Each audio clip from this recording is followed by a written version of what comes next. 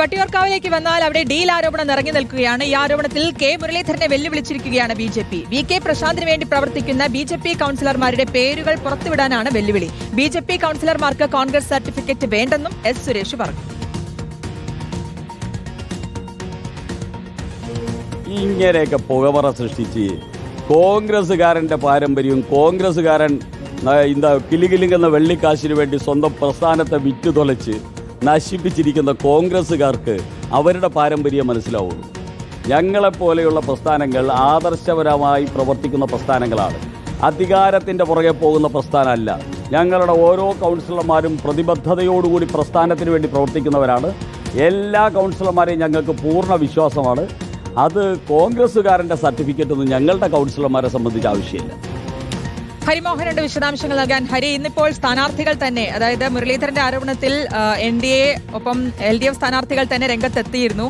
S. Suresh എന്താണ് ഇക്കാര്യത്തിൽ പറയുന്നത്? ഡീൽ ആരോപണം രാത്രിയും പകലുമായിട്ട് പരസ്പരം സഹായിക്കുന്നു എന്നുള്ളതാണല്ലോ. തീർച്ചയായിട്ടും ഇത് അടുത്ത ഘട്ടത്തിലേക്ക് കടക്കുന്നു എന്നുള്ളത് വേണം മനസ്സിലാക്കാൻ. വട്ടിയൂർക്കാവിലെ ഡീൽ ആരോപണം കെ മുരളീധരൻ ആദ്യം ഉന്നയിച്ച ഘട്ടത്തിൽ ആദ്യഘട്ടത്തിൽ ഈ LDF സ്ഥാനാർത്ഥികളും BJP സ്ഥാനാർത്ഥിയായിട്ടുള്ള ശ്രീലേഖയും പ്രതികരിച്ചു.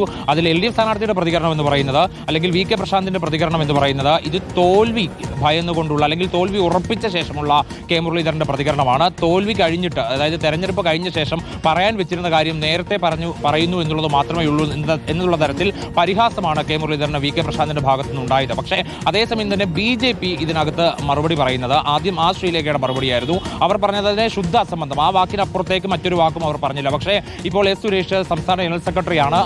അദ്ദേഹം പറയുന്നത്, അല്ലെങ്കിൽ അദ്ദേഹം വെല്ലുവിളിക്കുകയാണ് കെ മുരളീധരനെ എന്നുള്ളതാണ്. ഈ വി.കെ. പ്രശാന്തിന് വേണ്ടി പ്രവർത്തിക്കുന്ന BJP കൗൺസിലർമാർ ആരൊക്കെയാണോ അവരുടെ പേരുകൾ പുറത്തുവിടാൻ വെല്ലുവിളിക്കുന്നു എന്നുള്ളത് തന്നെയാണ് എസ്. സുരേഷ് ഇന്ന് പറഞ്ഞത്.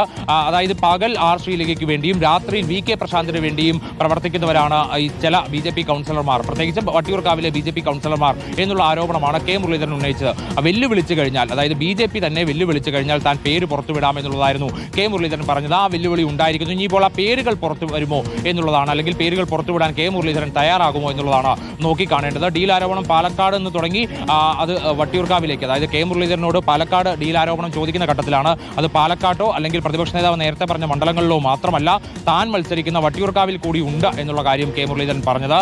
അത് ചില പരസ്യമായി ഈ കൗൺസിലർമാർ തന്നെ പലയിടങ്ങളിലായി വി.കെ. പ്രശാന്തിന് വേണ്ടി വോട്ട് തേടുന്നു എന്നുള്ളത് തനിക്ക് മനസ്സിലായിട്ടുണ്ട്, പല ആളുകളും തന്നോട് പറഞ്ഞിട്ടുണ്ട് എന്നുള്ളതായിരുന്നു കെ മുരളീധരന്റെ ആരോപണം. ഇത് അദ്ദേഹം ഇന്ന് ആവർത്തിക്കുകയും ചെയ്തിട്ടുണ്ട്.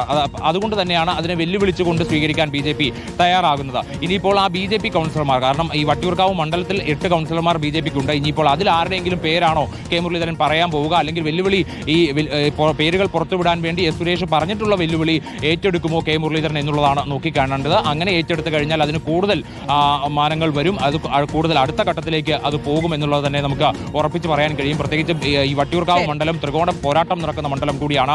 K മുരളീധരനും VK. പ്രശാന്തും ഒപ്പം തന്നെ ശ്രീലേഖയും കട്ടയ്ക്ക് നിൽക്കുന്ന മണ്ഡലം കൂടിയാണ്. അതുകൊണ്ട് ഇവിടെ ഉയർന്നു കേൾക്കുന്ന എല്ലാ ആരോപണങ്ങളും എല്ലാ വാക്കുപോലും ഈ തെരഞ്ഞെടുപ്പിനെ സംബന്ധിച്ച് വളരെ നിർണായകമാവുകയാണ്. ശ്രുതി, എന്തായാലും വട്ടിയൂർക്കാവിലെ ഡീൽ ആരോപണം അടുത്ത ഘട്ടത്തിലേക്ക് കടന്നിരിക്കുന്നു എന്നുള്ളതാണ്. വി.കെ. പ്രശാന്തിന് വേണ്ടി പ്രവർത്തിക്കുന്ന BJP കൗൺസിലർമാരുടെ പേരുകൾ പുറത്തുവിടണം എന്നുള്ള വെല്ലുവിളിയാണ്. അത് കെ മുരളീധരൻ എങ്ങനെയായിരിക്കും പ്രതികരിക്കുക എന്നുകൂടി കണ്ടറിയാം. ഹരിമോഹനാണ് വിശദാംശങ്ങൾ നൽകിയത്.